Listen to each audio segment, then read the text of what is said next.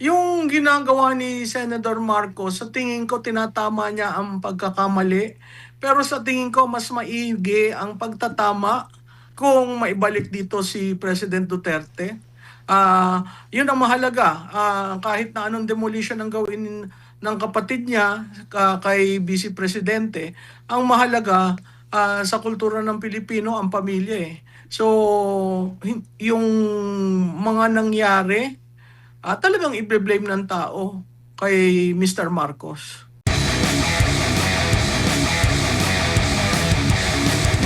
Sa serye ng mga video ni Senadora Amy Marcos po, humingi po siya ng tawad sa kanyang yumaong amang si Marcos Sr. at sinabi niya, napabayaan ko si Bongbong. Narito yung ilan sa kanyang mga sinabi sa kanyang video na may caption na, "Dad, patawad, hindi ko talaga kinaya." Sabi niya rito, quote and quote, "Parating binibilin si Bongbong, bantayan mo yung kapatid mo, parating sinasabing ganun. Hindi ko nabantayan eh." Quote and quote, "Kaya dad, sinubukan ko talaga, pinagpilitan ko, nayayamot na nga sa akin si Bongbong, alam ko naman, pero hindi ko talaga kinaya." Meron pa siyang sinabi, "Hindi na kami nagkausap ng matagal at hindi ko nababantayan, kaya nagkulang na ako." Ang sabi pa rito, quote and quote, "Ngayon iniisip ko na ang dapat ihingi ko ng tawad sa tatay ko, ihingi ko ng tawad na hindi ko nagampanan yung utos niya, yung habilin niya." Ano po ang basa niyo po rito, Prof? Well, ako masyadong personal yun eh. Parang yan yung nagsalita siya tungkol sa paggamit ng droga. Sa tingin ko malalim ang pinaghuhugutan ng mga pananalita ni Senator Marcos. At parang nagbibigay rin ng hudyat sa kapatid niya na kahit hindi sila magkasama, parang nagkoko na ayusin mo naman. I mean, parang siguro kahit a shout in the dark yung ginawa niya, gusto niyang maparating sa kanyang kapatid. Malungkot yung nangyayari dyan sa dalawang magkapatid kasi nakikita mo sa karir ni Senator Marcos, siya talaga ang sumusunod kay BBM at sa bawat pagsunod niya, inaayos niya at inilalagay niya sa tama yung naiwan ng kanyang kapatid. So, ayokong maghanap pa ng malalim na kahulugan kasi nasa sa kanilang magkapatid yan. Pero nung ginawa niyang public yung statement niyan, siguro kailangan rin niyang i-explain sa taong bayan kung bakit ganon. Dahil totoo naman, kahit dun sa mga nakasulat na dokumento ng tatay niya, meron talagang sinasabi sa kanya na take care of your brother. So yun ang rhetorical nilang dalawang magkapatid at pustahan tayo, sasagot na naman si Yusek Claire na pabalang. Napakagaling mo talaga, ma'am. Narito yung ini-wrap up ko lang yung naging tugon naman ng palasyo dito. Tumugon ito sa naging payag ng Senadora Amy Marcos. Sabi dito ng Palace Press Officer, hindi nagmumura o nagbabanta ang Pangulo at nananatiling tapat sa kanyang asawa, si First Lady Liza Araneta Marcos.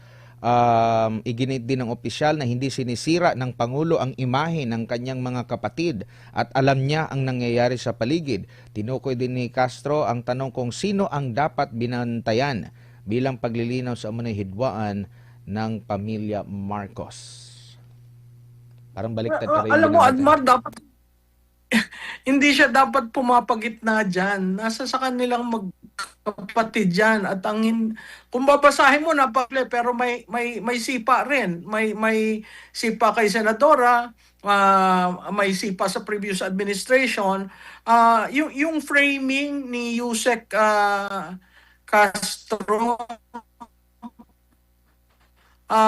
from the very start is very negative. Yan pinapayagan ng administrasyon, makikita mo anong uri ng leadership meron sila.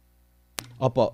Dito naman po tayo sa isang video, ma'am, na umamin siya, si Senadora Amy, na pinahamak niya ang pangalawang Pangulo. Sabi niya rito, quote and quote, "Hihingi rin sana ako ng tawad sa mga Duterte, higit sa lahat sa VP natin kay Inday Sara. Ipinahamak ko siya eh. Talagang naiisip kong guilty ako. Sana nanahimik siya. Sana nasa Davao yun. Hello? Mayor siya. Ito po, yes, Prof, naririnig niyo po ako? Oo, oo. Basahin ko lang po, meron pang isang video siya, ang sinabi niya man dito, umamin siya na pinahamak niya si VP Sara Duterte. At ang sabi niya, quote and quote, hihingi rin sana ako ng tawad sa mga Duterte, higit sa lahat sa VP natin, kay Inday Sara, ipinahamak ko siya. Talagang naiisip ko, guilty ako, sana nanahimik siya, nasa Davao yun, mayor siya, walang kalaban-laban, walang hassle, walang gulo, si Tatay Digong andito sana sa piling natin. Ang dami kong pagsisisi. Ano pong masasabi niya rito? Well, ang tangi ko lamang masasabi, yan ang legacy ni Marcos. Um, yung ginagawa ni Senator Marcos, sa tingin ko tinatama niya ang pagkakamali. Pero sa tingin ko mas maigi ang pagtatama kung maibalik dito si President Duterte. Yun ang mahalaga. Kahit na anong demolition ang gawin ng kapatid niya kay Vice Presidente, ang mahalaga sa kultura ng Pilipino ang pamilya eh. So, yung mga nangyari, talagang i-blame ng tao kay Mr. Marcos. Sa serye ng mga video ni Senadora Amy Marcos po, humingi po siya ng tawad sa kanyang yumaong amang si Marcos Sr. at sinabi niya, napabayaan ko si Bongbong. Narito yung ilan sa kanyang mga sinabi sa kanyang video na may caption na, Dad, patawad, hindi ko talaga kinaya. Sabi niya rito, quote and quote, parating binibilin si Bongbong, bantayan mo yung kapatid mo, parating sinasabing ganun. Hindi ko nabantayan eh. Quote and quote, kaya Dad, sinubukan ko talaga, pinagpilitan ko, nayayamot na nga sa akin si Bongbong, alam ko naman, pero hindi ko talaga kinaya. Meron pa siyang sinabi, hindi na kami nagkausap ng matagal at hindi ko nababantayan, kaya nagkulang na ako. Ang sabi pa rito, quote and quote, ngayon iniisip ko na ang dapat ihingi ko ng tawad sa tatay ko, ihingi ko ng tawad na hindi ko nagampanan yung utos niya, yung habilin niya. Ano po ang basa niyo po rito, Prof? Well, ako masyadong personal yun eh. Parang yan yung nagsalita siya tungkol sa paggamit ng droga. Um, sa tingin ko malalim ang pinaghuhugutan ng mga pananalita ni Senator Marcos. At parang nagbibigay rin ng hudyat sa kapatid niya na kahit hindi sila magkasama, parang nagkoko na ayusin mo naman. I mean, parang siguro kahit a shout in the dark yung ginawa niya, gusto niyang maparating sa kanyang kapatid.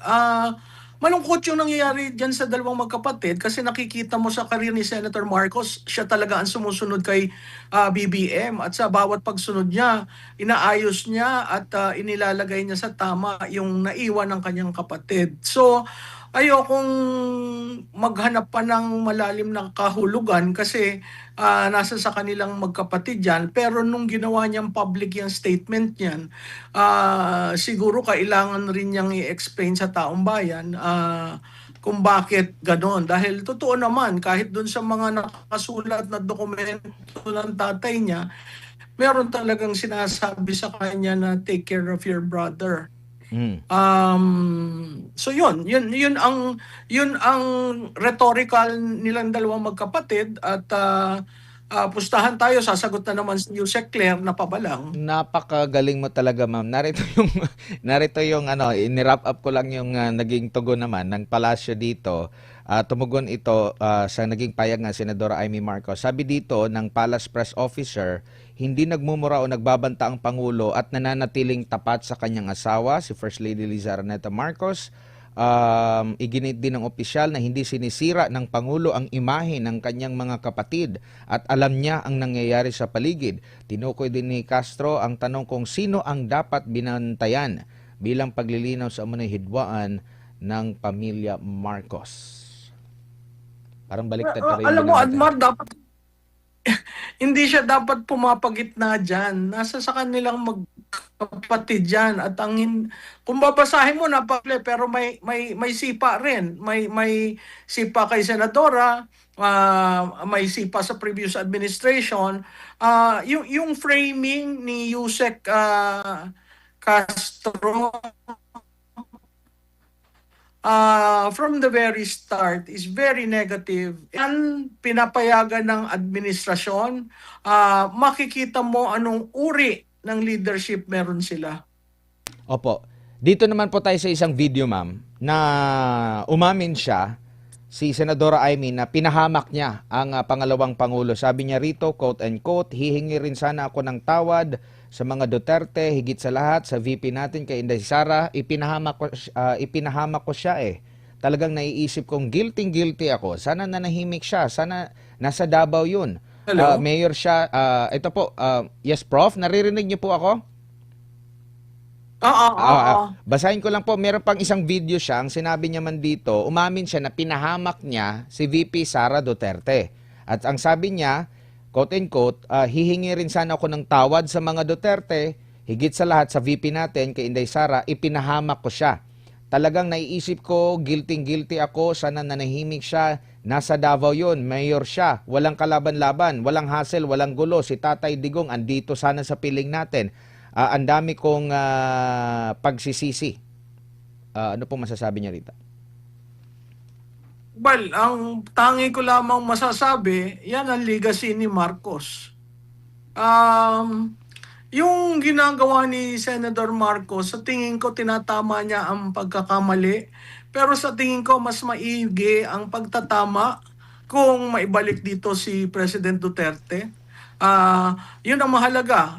Kahit na anong demolition ang gawin ng kapatid niya kay Vice Presidente, ang mahalaga sa kultura ng Pilipino ang pamilya eh. So, yung mga nangyari, talagang i-blame ng tao kay Mr. Marcos.